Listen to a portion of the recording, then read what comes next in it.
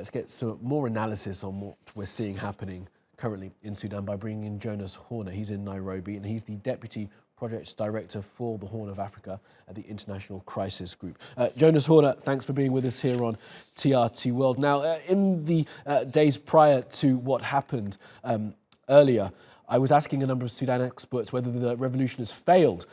They were very optimistic when those protests were being held last week. What do you think is happening now? Has the revolution failed?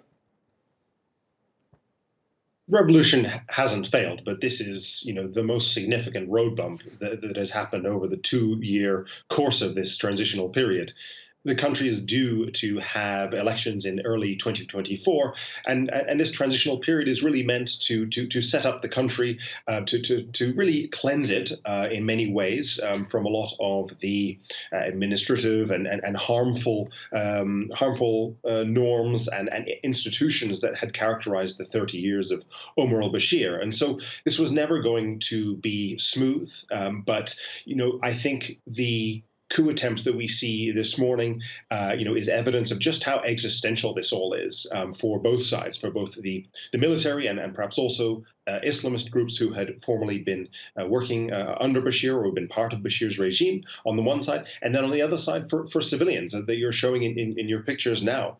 There is an incredible determination amongst those on the street to see Sudan move from an autocratic dispensation to a inclusive democratic one. And Jonas, I recognise there that you're calling it coup attempt. Obviously, this is still the early hours of this, whatever is happening currently with the Prime Minister in some kind of detention.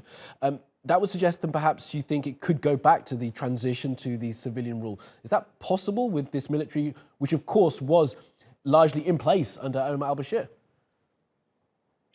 Yes, well, I think part of my caveating there is that we also wait to hear from the head of the Sovereign Council, Abdel-fattah al-Burhan, today. I think our own assessment at Crisis Group is that rather than perhaps the military seeking to itself stand in and take control and remove Hamdok entirely, they would much rather see a more friendly civilian dispensation that would allow the military to retain their prime role in the country politically, and also a lot of the key economic resources. The military owns really the key levers of the economy through some of the largest companies in Sudan. And so, as you can imagine, this is an existential threat to their ability to live at that top level of the country's power. That's really interesting. So in the transition, there was talk of the military being entirely removed from power, having been in power for 3 decades under Omar al-Bashir. So you think that what may be happening now is the military seeking to gain more leverage in any discussions that will be forthcoming? Well, I think it's probably beyond leverage. I think the leverage, they've sought that, and they've now tried to spend that leverage. That's what we're seeing today. What they would like to see as a result of this is indeed this more friendly dispensation that will, they would like to see include both sections of the civilians. The civilians themselves are highly divided within the forces of freedom and change that sit within the government, and then the other forgotten block, in some ways, is the block of armed groups that signed a peace deal in October of 2020, the Sudan Revolutionary Front.